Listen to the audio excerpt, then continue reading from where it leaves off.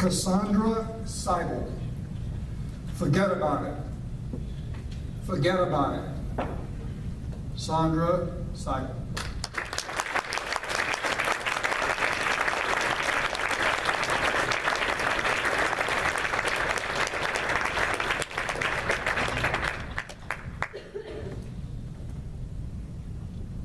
Thank you, Mr. Toastmaster, fellow Toastmasters, and most welcome guests. I didn't get to see my dad much when I was a kid. Growing up on Long Island was expensive, and he worked 2 jobs, leaving the house before 6 o'clock in the morning and not coming home until long past my school night bedtime. Friday nights were different. Friday nights, I'd watch the Dukes of Hazzard and then know there would only be an hour or so until my dad would come through the door, smelling like the oil used in the machine shops where he worked, and carrying a Carvel ice cream sundae for me. My brothers, both younger, were long asleep, and this time with my dad, just long enough to eat half an ice cream sundae before I couldn't keep my eyes open anymore, forget about it. When I was a senior in high school, I learned that my second favorite band, The Cure, would play Nassau Coliseum. But I had no way to get there. And so I devised a plan. I would learn to drive, get my license, and get a car. All in the 3 months or so leading up to the show. And that's what I did. 1 week out, I had wheels on the road. I had an overpriced ticket for a lousy seat off a broker in Connecticut, and I was set. Except for one thing. My dad said, "You're not driving yourself to that concert. I'm taking off from work and I'm gonna drive you." Now, I should have been happy that my dad was letting me go at all. He could see how important this show was to me. But I was dark with anger on the 40-minute drive to the Coliseum. When I came out of the show, my dad was exactly where I expected to find him, but more excited than I would have thought. Turned out that he'd gotten tired of waiting for me in the car, gone for a walk, found the stage door, made friends with the security guard who was keeping an eye on him. And this security guard let my dad in to watch the band from just off stage.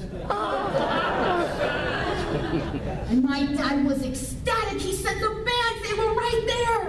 I was standing behind an amplifier. I could hear the music in my clothes. My t-shirt was going boom, boom, boom. How are you, nosebleeds? Did you feel that up there? Yeah. Then, every time I had to hear my dad retell that story over the rest of the summer. A few months later, my parents drove me the 3 hours away or so up to college. My dad had already given me quite a few tips for living in the dorm. For one, every night before you go to bed, I want you to tuck your t-shirt into your underwear. And then you take your wallet, you drop it down the back of your t-shirt, sleep on top of it so no one steals it.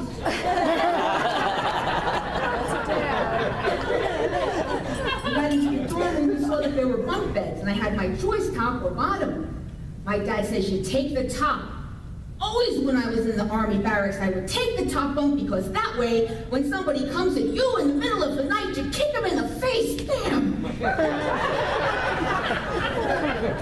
That guy will go down so hard, Now that gesture. That gesture is signature for my dad, and it means, in a word, forget about it. Conversation over. That guy is so done for, there's no need for further questions.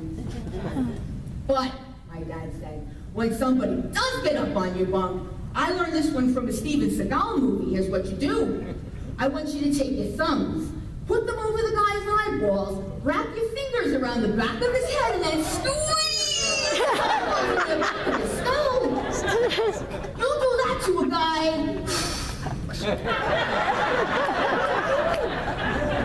Now at 18, I was an artist, a vegetarian. Much more a marshmallow than any kind of martial artist.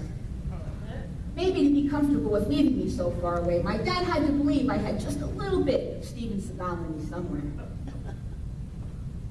When it came time to plan my wedding, the DJ asked if I wanted a father-daughter dance. I did. But I didn't know if my dad, who doesn't really like attention, would be up for it. And so I said, don't announce the dance, just play the song. I'll hear it. If my dad wants to dance, I'll find fine, and it'll be great. And if not, no one will know the difference. So at the reception, I'm making my way around all the tables when I hear the DJ announce, "Now is the time for the father-daughter dance." Aww. And I went into a bit of a panic, because now what if my dad didn't want to? Everyone would know. And I rushed over to the table where my family was sitting, and my dad, he wasn't there. And I said, "Where is he?"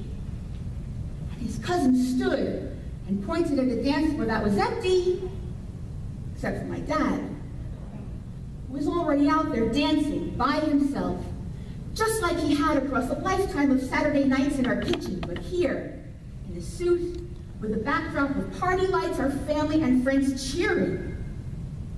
He hadn't heard the DJ announce the dance, but he did recognize the opening notes of the Rolling Stones' "Gimme Shelter."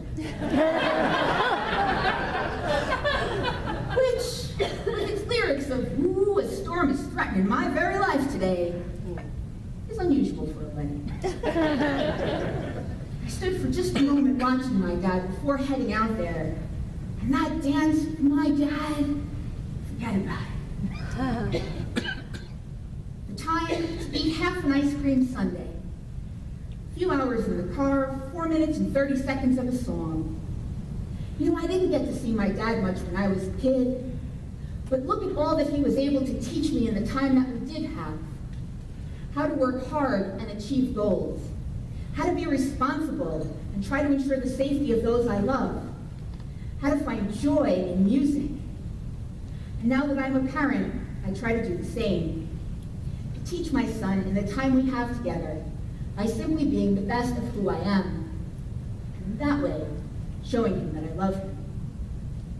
Because my dad doesn't say it often. Do I know he loves me? Get him. Mr. Toastmaster.